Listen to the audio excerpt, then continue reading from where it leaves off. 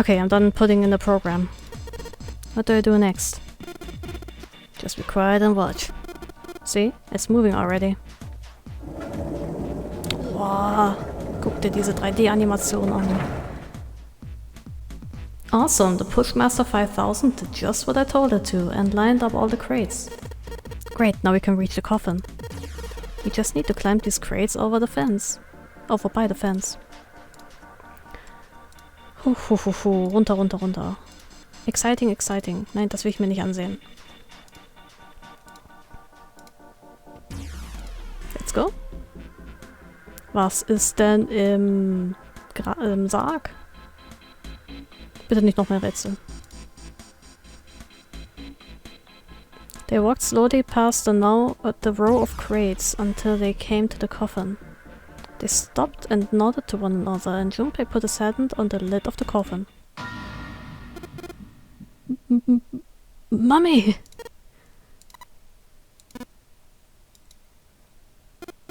Just kidding. He smirked heartily at his own joke. Fuck you, man. Junpei grumbled and shook his head. Whatever, just open it. Junpei resisted the urge to remind Santa that he would have had it open a long time ago if Santa hadn't interrupted and quickly threw off the lid of the coffin. They peered inside. Contrary to what they'd expected, the inside of the coffin was quite large. It was mostly empty, but not completely so. Laying on the bottom was a rusty key. And next to the key... It's a gun! Yeah, a revolver. It looks pretty old. I wonder if this is a replica. Junpei reached down slowly and cautiously picked up the revolver. In his hand it felt heavy. He checked the cylinder. There were 6 bullets. He'd never seen a real gun, or even a real bullet before. He couldn't tell if these were real or not. The barrel was rifled, and nothing seemed to be blocking it. As Ace had said, the gun was a very old one. However, it appeared to have been well maintained. If it was a real gun, Junpei thought it would most likely function perfectly. If it was real, holding the gun made Junpei feel unpleasant. Carefully he placed it back in the coffin. You're not gonna take it? Of course not. All something like this is gonna do is cause more trouble. It's a powerful weapon that gives one person a huge advantage. Something like that would be way too dangerous to have around. We're in enough danger already. Yeah, I suppose you're right. Maybe Zero put his gun here hoping that something like that might happen.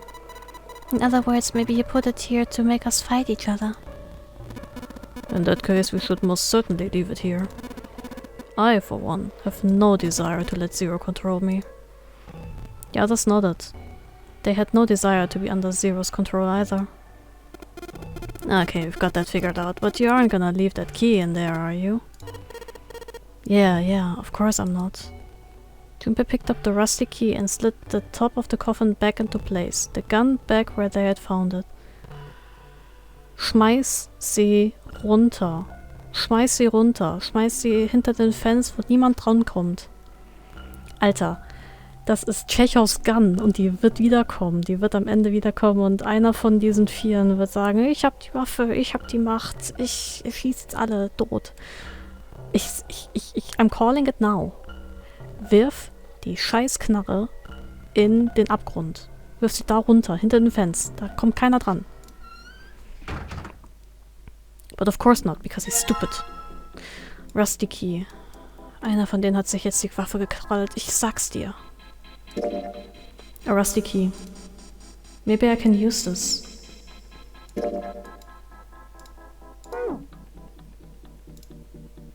There's a revolver in this coffin. What was this thing for? Junpei. I know, I'll be there in just a minute. Now's not the time to be thinking about the coffin. I need to focus on getting out of here. Ich will nur wissen, ob sie noch drin ist. Oh, Leute. Vielleicht bin ich auch gerade die negative Nancy, die niemandem vertraut. Und das ist die Absicht von Zero. Aber holy fucking shit, diese Waffe wird wieder auftauchen. Ich sag, I'm calling it now. Let's just put this key in here and... Yes! Sounds like I did it. Yay. Looks like it's open, Junpei. Junpei. I see. This key should open this door. Hey, what are you waiting for? Let's go. Yes! It's opening.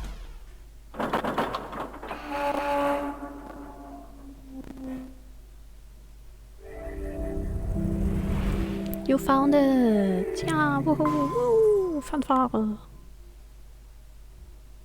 The hallway that left the cargo room headed straight toward the stern. Junpei and the other three proceeded down it silently.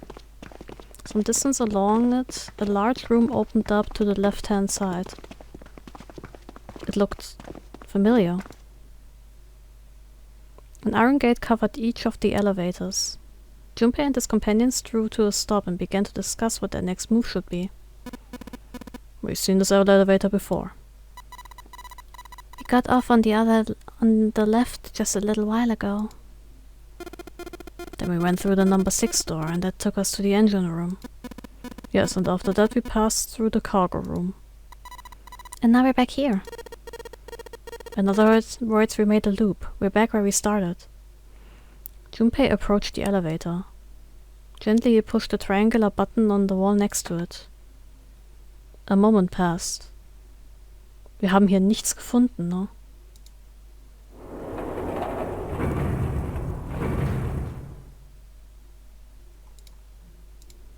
The elevator door opened.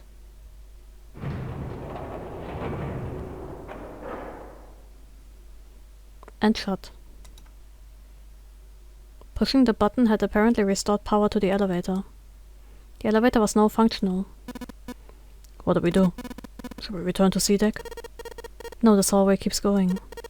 Even if we do end up going back, I think we should see what's down there first. I agree. Let's go.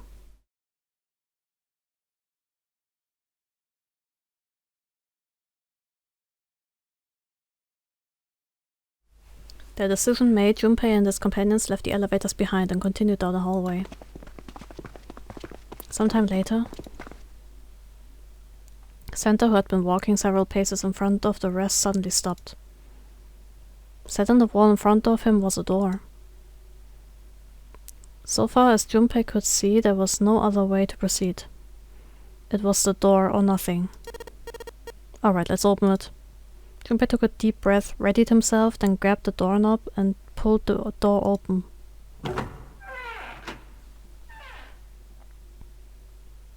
He paused for a moment, then stepped through into the room. And there he saw the number that had hung over their heads since they'd woken up.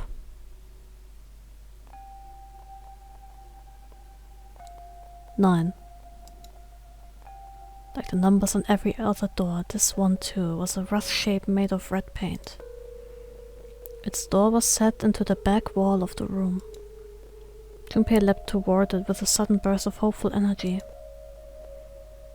It was a large double door, heavy and full of solemn importance. He grabbed hold of the door handle and shook. Nothing, but he hadn't expected it to open.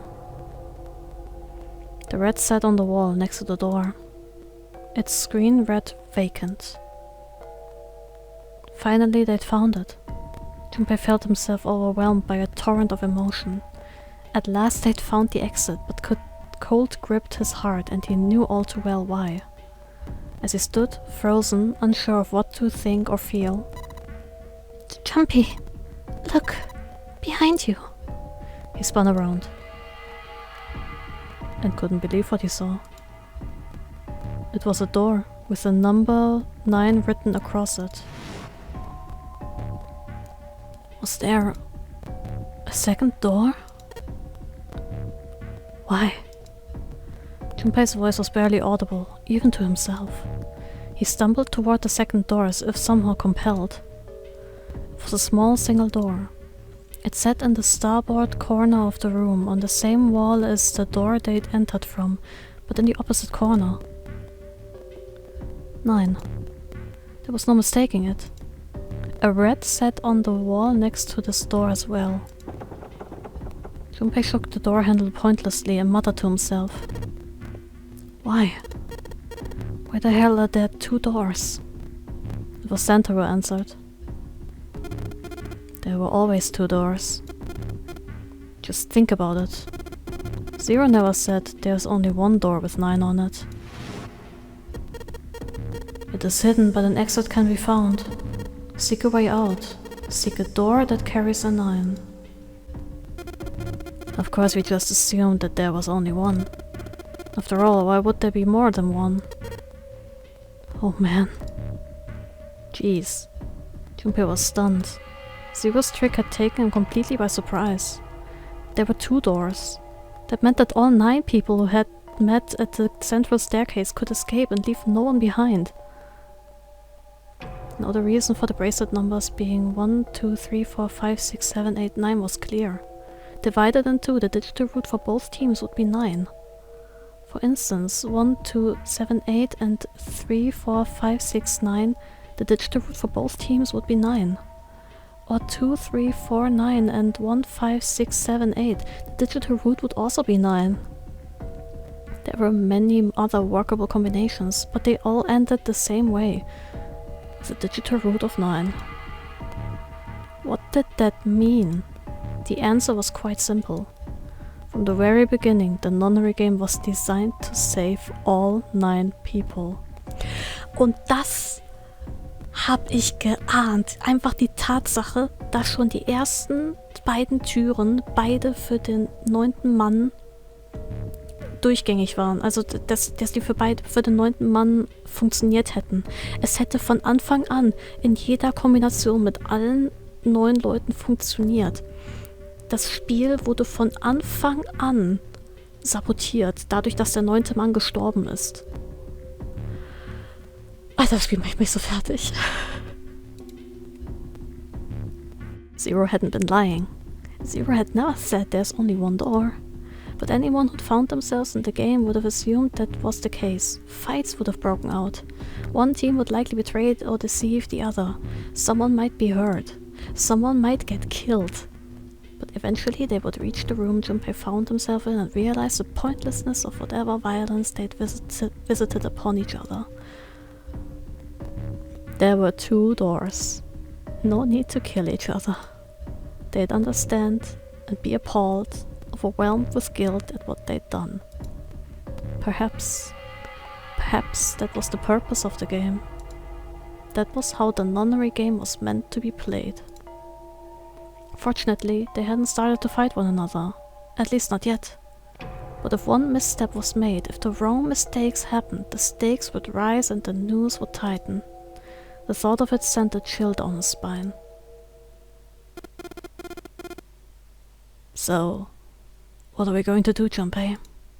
A voice broke through Junpei's frantic thoughts. Santa's voice. It brought Junpei back to his senses. No use worrying about the future. He needed to figure out what they were going to do next. There were 4 people in the room. Ace, Santa, Junpei, and June. Their bracelet numbers were 1, 3, 5, 6. The digital root would be 6. In other words, the 4 of them couldn't open a door with a number 9. But what if there were only 3? Could door 9 be opened with 3 of them? It took him no time at all to determine the answer. There was only one combination of 3 people that would give the digital root of 9. 1 plus 3 plus 5 equals 9. That would mean... No! We gotta go back. That wasn't a possibility he was willing to consider. Santa and Ace agreed. Yep, I agree. We cannot leave June behind. Junpei let out a breath he hadn't realized he'd been holding. Are you sure? I don't mind staying. June's body betrayed her true feelings. Her eyes were wet with the beginnings of tears and her legs shook. It's okay. There's no way we'd leave you behind. Das ist das erste Vernünftige, was er immer sagt.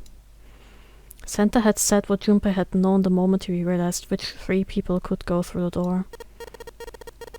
Besides, I'd rather drown at the bottom of the ocean than escape with this sausage fest. Maybe I get to go to Atlanta. Are you sure you don't mean Atlantis?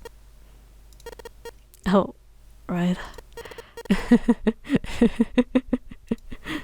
Perhaps it was a sudden reassurance that no one wanted to leave June behind, but Junpei laughed harder than he had in some time. Santa and Ace smiled. You guys. June blinked tears from her eyes and bit her lip. She didn't seem to know what else to say. Very well. Best we head back to C deck then. We should be able to take the elevator we passed earlier. Perhaps Clover, 7 and Lotus would have returned from door 1. Even as Ace spoke, they knew finding the others wouldn't improve the situation. There was no way they could be split into teams that could both go through the doors. Ace knew it. They all knew it. But there was nothing else they could do. They would find the other 3 and search for another solution. Alright, let's go. Ace looked at all 3 of them, then turned and headed through the door. Santa and June followed. Junpei started toward the door, then stopped. He'd been too busy with other concerns to notice the room itself. It didn't seem terribly important now, but what exactly was it? Junpei looked around the room, for the first time noticing the things that weren't doors with 9 on them. A red carpet ran between 2 columns of wooden benches that ran the length of the room. The carpet began at the large set of double doors and ran toward the bow towards... Junpei wasn't sure. Was it an altar, perhaps? There was a small rectangular alcove at the end of the carpet, and inside the alcove was a raised platform. Resting on top of the platform was a coffin. A coffin. A coffin. What on earth was a coffin doing in a place like that? But before Junpei had time to answer that question... Hey Junpei! The hell are you doing? Let's move! Santa's voice echoed from the hall outside. Right, okay. I'll be right there. Junpei turned on his heel and left the quiet, somber room. The chapel. Die Kapelle.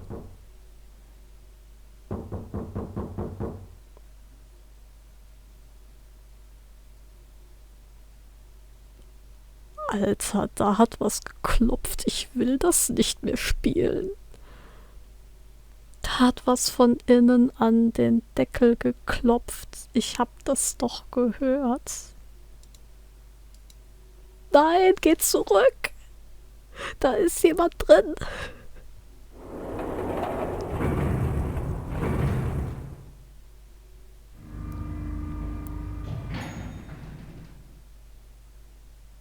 They took the elevator up to C deck.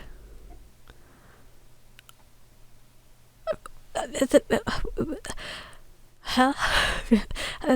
Okay, wir ignorieren das einfach. Alles klar, okay, never mind. Once there, they headed back toward the main hall and the central staircase. It didn't take them long. Junpei found 7 and Lotus waiting for them. Wo ist Clover? They didn't look happy. We've got a problem. Clover's gone. Junpei and his 3 companions looked at one another. He turned back to 7 and Lotus. I knew it. Oh fuck. Oh, she's gonna die. What do you mean gone? Ace, Santa and June had their own questions to ask. When? Why? You 2 went into door 1 with Clover, didn't you? 7 and Lotus responded the best they could. Yeah, we went through the door together. But Clover barely spoke to us. She just did her own thing the whole time.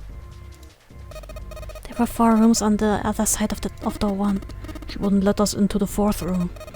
She just said, I'll take care of this one. And shut the door. She must have blocked it with something on the other side.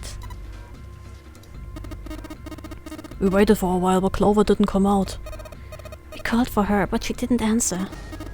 So I kicked down the door and went into the room. But it was empty. Clover wasn't there.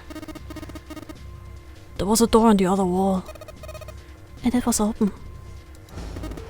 I figure she opened the door and left by herself. We ran after her, but Well, obviously we didn't find her. You've figured that much out. Clover's gone. Junpei thought for a moment. When did this happen? We got here just before you. You certainly have excellent timing. So you haven't searched anywhere other than near the staircase? No, we haven't. Finally, Ace spoke. His voice had an edge of resolve and concern. Very well then, we'd best separate and look for Clover. We haven't much time left. Let's begin. There were quick nods all around and the 6 remaining players spread out.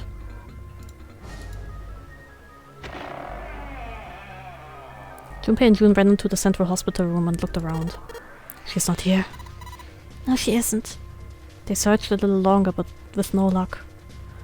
They couldn't find Clover. Finally, they gave up and left the central hospital room.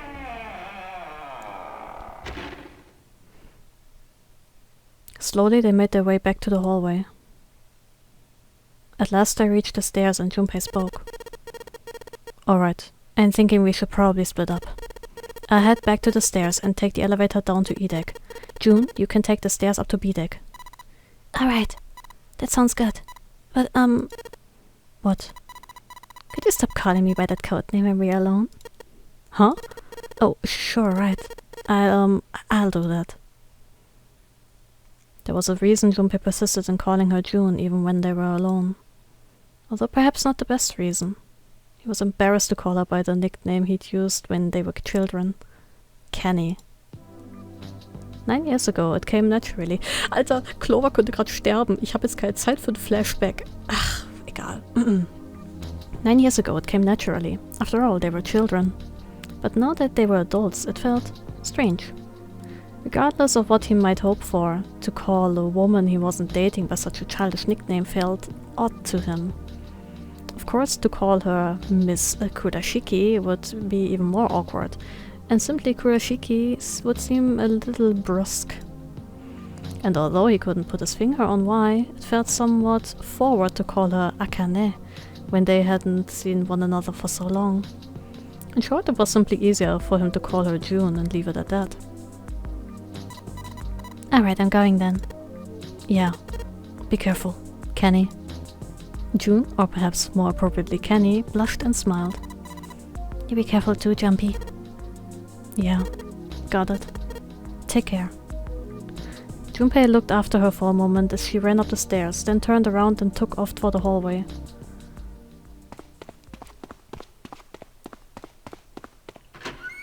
Ich glaube, Clover ist im Sarg. Ich glaube, Clover ist im Sarg. Ich glaube, Clover ist im Sarg. Beeil dich, Junpei.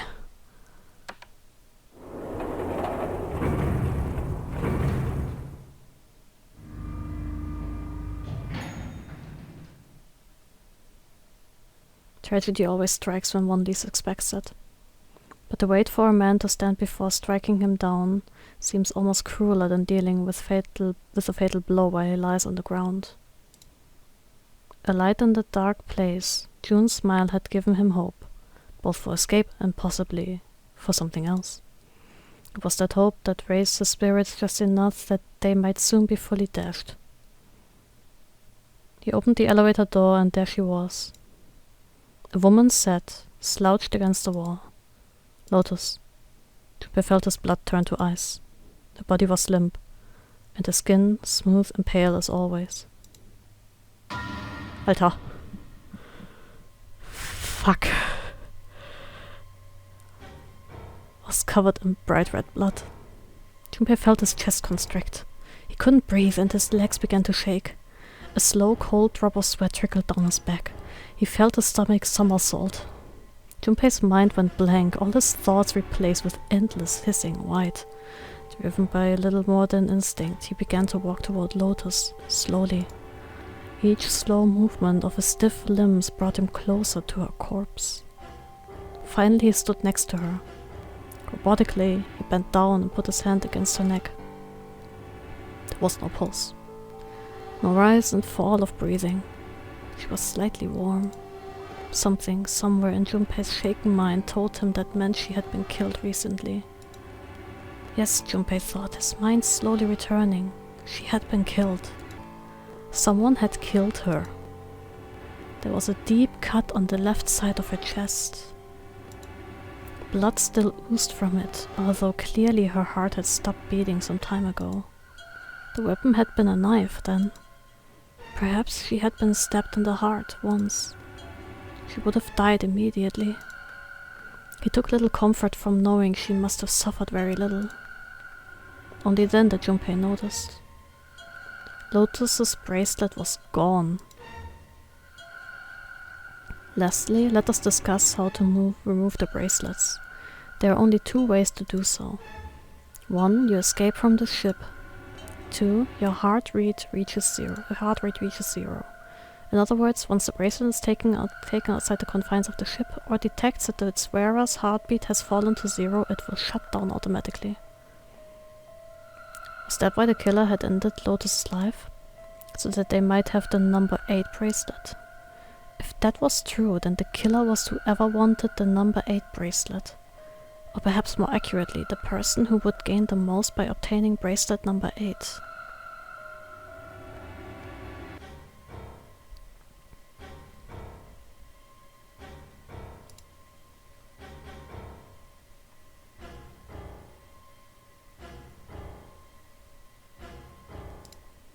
Who is that? Who would benefit the most from the number 8 bracelet? The thought had only just entered Junpei's mind when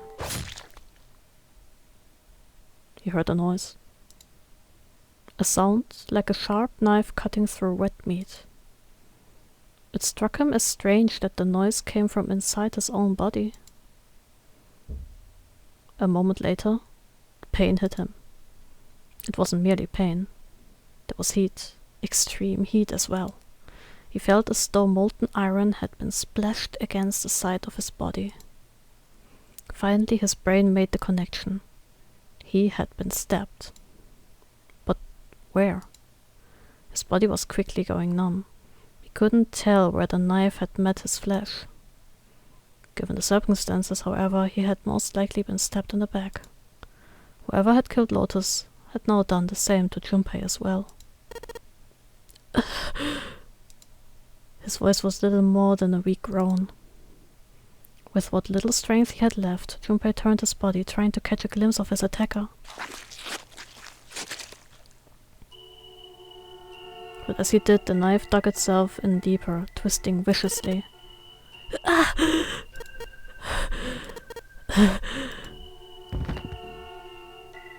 He collapsed to the floor, a puppet with its strings cut. His arms and legs lay where they fell, oddly twisted and awkwardly positioned.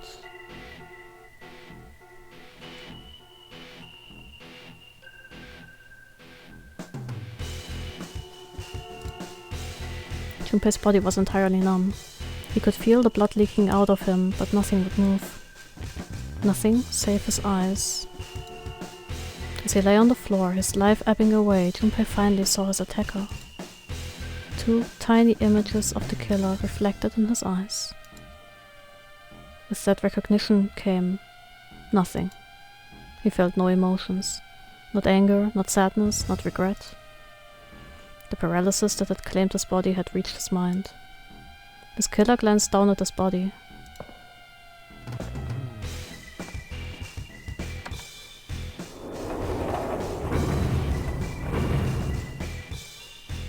Then, without a word, climbed into the elevator and was gone. His eyesight began to fade. The world grew blurry and began to dissolve into an empty white fog. The fog crept into the edges of his mind and worked inexorably inward. soon it swallowed up the last that remained of Junpei's mind, and his consciousness left him. There was nothing more. Into utter emptiness he fell. Into zero. Whatever Junpei had been was gone.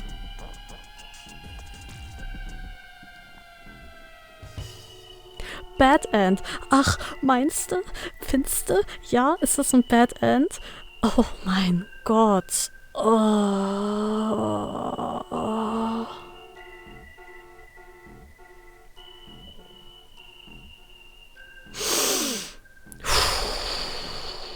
Okay.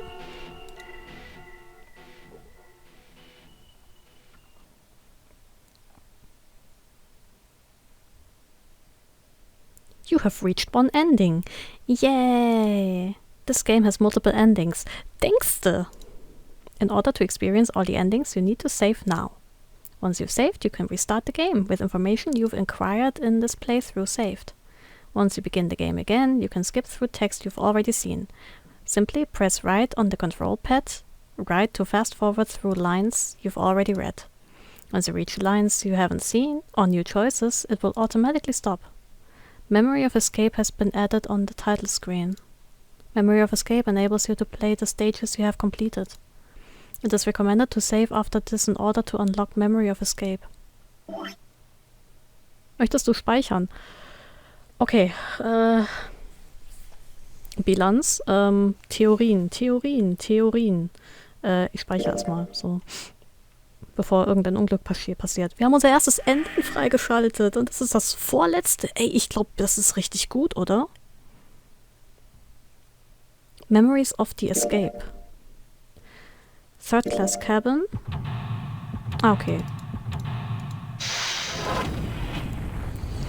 Das sind die Rooms, die wir gemacht haben. Mhm.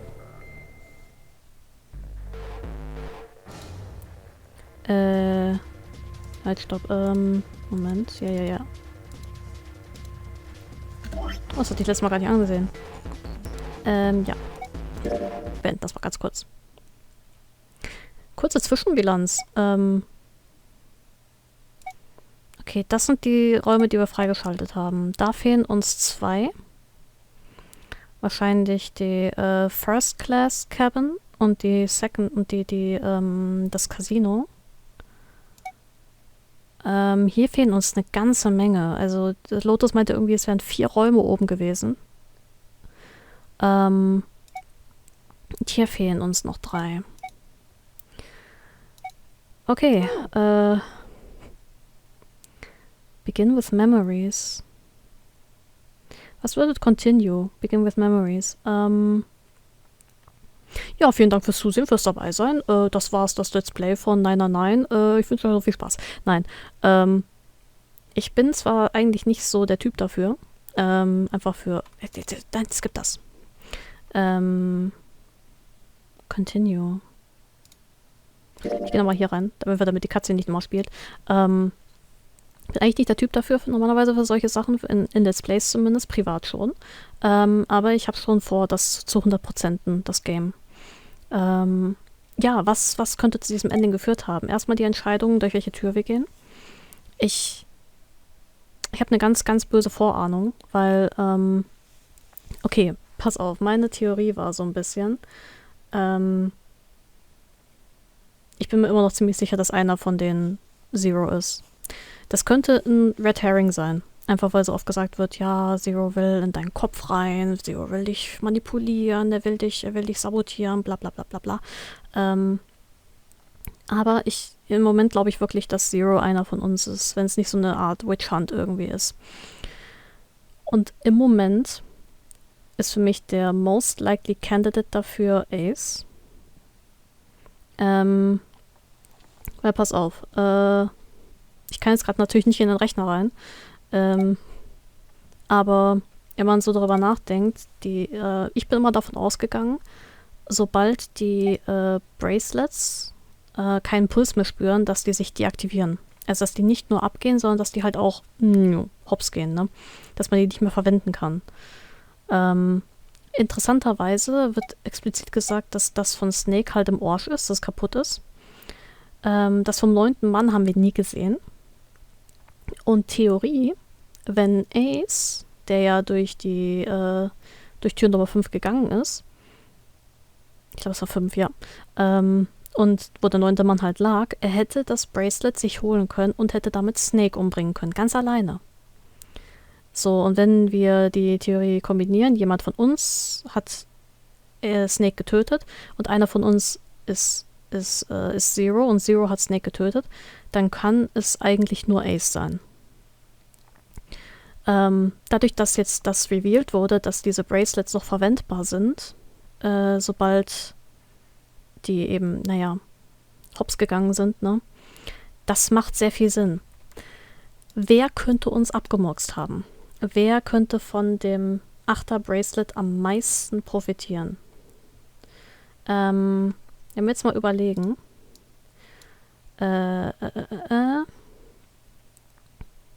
Ich glaube,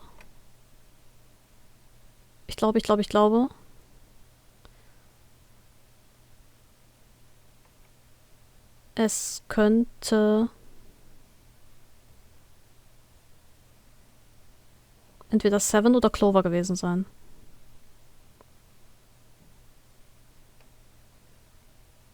Wobei, okay, sagen wir jetzt mal, das ist so langweilig gerade. Sagen wir jetzt mal, Junpei ist tot. Aber sein Bracelet wurde nicht mitgenommen. Es wurde nicht mitgenommen, ne? Das heißt, die Person braucht Junpeis Armband nicht. Das heißt, wenn sie Lotus' Armband braucht, gehen wir mal davon aus, wir versuchen es mal mit 18 zu ergeben, weil, ja, also 18 für die 9. Dann nehmen wir die mal weg. Die 8. Dann bleibt noch 10. Wie kann man daraus, wenn wir jetzt noch Ace mitnehmen? Der ist ziemlich niedrig. Wenn wir noch Clover rausnehmen. Das würde aber nicht passen, weil dann müssen sie Junpei mitnehmen. Es ist sehr weird. Es ist sehr, sehr, sehr komisch.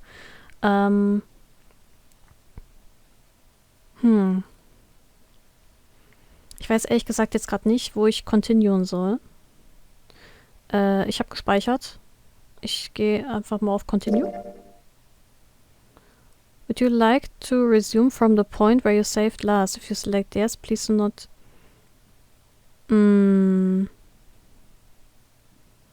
Okay, damit könnte ich meine alten Entscheidungen nochmal reversen. Ich gucke einfach mal, was das heißt.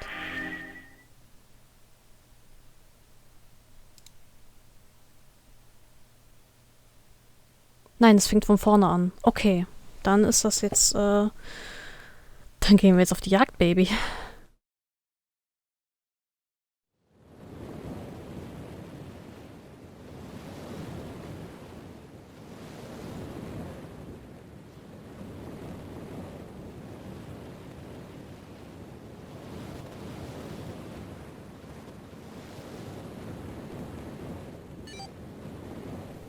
Neun.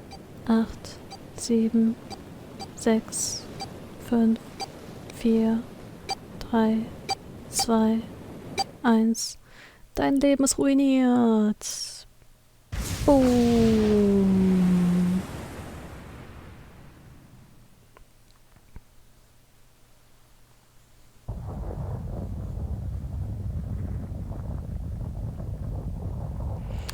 Ich skippe da jetzt soweit durch. Bis eventuell eine Line kommt, die wir noch nicht hatten.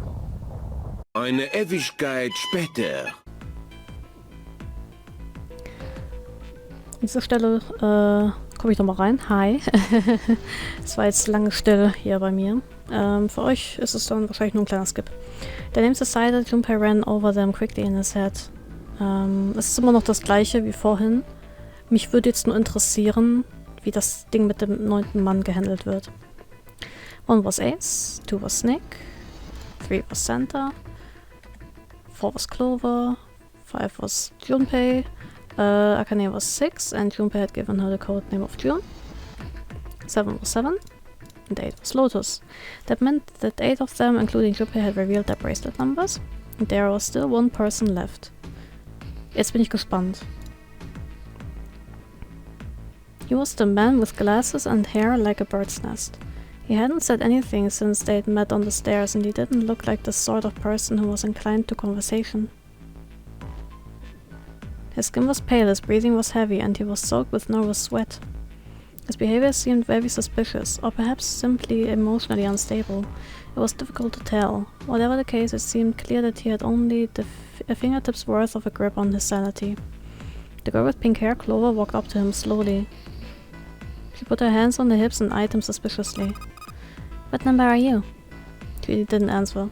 His bloodshot eyes twitched from person to person, and his breath came in hot pants. "Hey, I'm talking to you." The man licked his dry lips with a shaking tongue and spoke with a voice like old paper. "Isn't it obvious? There are 9 people here. And you know the numbers 1 to 8 are. I'm the only one left." "So you're 9? Yeah." He extended a trembling arm. The bracelet did indeed say 9. Clover looked at it contemptuously. "So what's your code name?" Code name? What do you want us to call you? We all made up names. You should too. I don't need one. Why not? Because I'm not going to stay here. Here we go again. With you. Took a shuddering breath and exhaled. Clover looked at him with something very, very like disgust. "You've got some sort of plan?" "I do." "What's that?" "Let me show you. I'm going to do this." And he's going to explode again.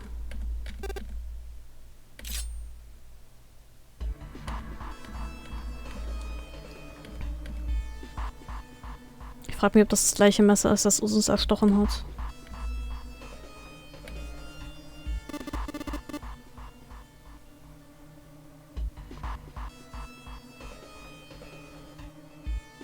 Warte mal, das muss das Messer sein, das uns erstochen hat. Das heißt, die Person, die uns erstochen hat, muss in der letzten Runde durch Tür 5 gegangen sein. Also entweder Clover, Seven, Ace oder Snake. Aber Snake kann es nicht sein. Snake war tot.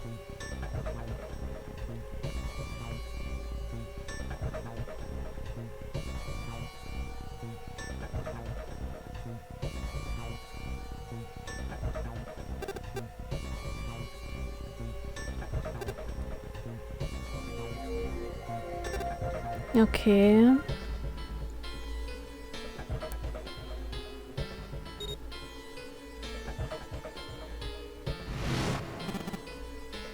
Und das was 5. Er versucht wieder durch Tür 5 zu gehen. So, dann Ace.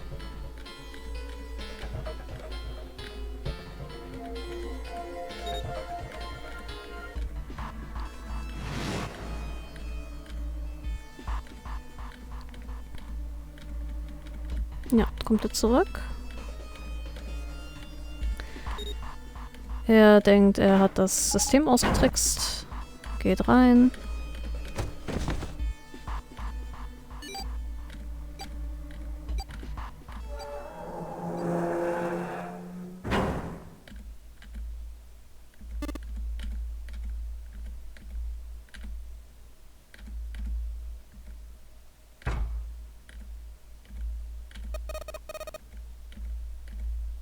Ja, das Ding piepst.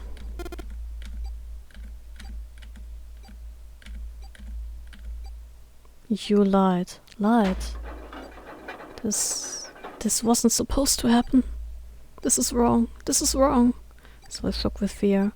Safe on the outside, they stepped back from the door and looked at one another. What is happening in there? Oh, open the door, please. I'm begging you. Help me. Help me. Please help me get out of here. Get me out of here. Get hold of the device. Engaged.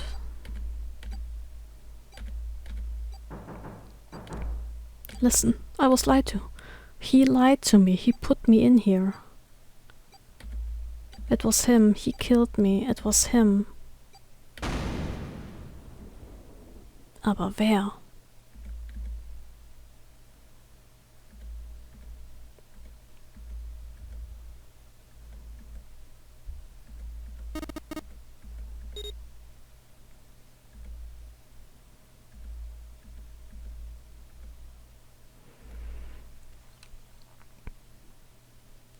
Wahrscheinlicherweise ist das hier jetzt ausgegraut. Ich frag mal Ace und Lotus diesmal. Ace, Lotus, you think you could give me a hand here? The pun was a little on the nose, but the mood was still grim. Both Ace and Lotus lifted their left hands silently. He verified, and she followed suit. 5 plus 1 plus 8 equals 14, 1 plus 4 equals 5. Wir werden jetzt einfach alles Mögliche an allen möglichen Stellen einfach andere Entscheidungen treffen. They'd fulfilled the conditions. If they were to pull the lever on the side...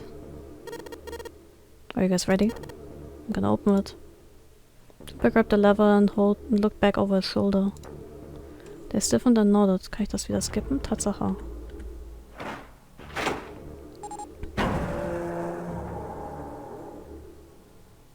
Erstaunlich, dass auf der Tür nichts drauf gespritzt ist. Da was halt Metallic Crown.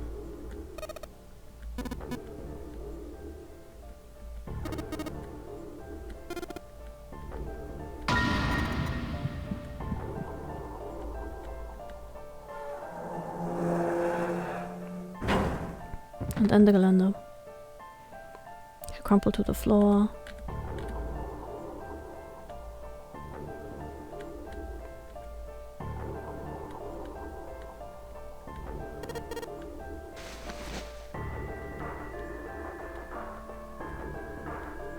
Ja, ich frage mich auch, warum das passiert ist. So, wir sind wieder an der am Branching, an der Branching-Stelle. Und ehrlich gesagt, ich weiß jetzt nicht, wie viel ich jetzt actually im Endeffekt aufgenommen habe. Es wird wahrscheinlich leider nicht viel sein. Es tut mir sehr leid. Weil ich viel rausschneiden muss wegen den ewig langen Rätseln und bla. Aber ich werde mir trotzdem diese Entscheidung für das nächste Mal aufheben. Wir haben ein Ending geschafft. Das ist doch zumindest etwas. Das scheint irgendwie von der Logik her, jetzt von der Links nach rechts Logik, es ist, glaube ich, das vorletzte sogar. Wir sind ziemlich weit gekommen. Nächstes Mal wird garantiert nicht so gut laufen, in dem Sinne. Ich speichere mal.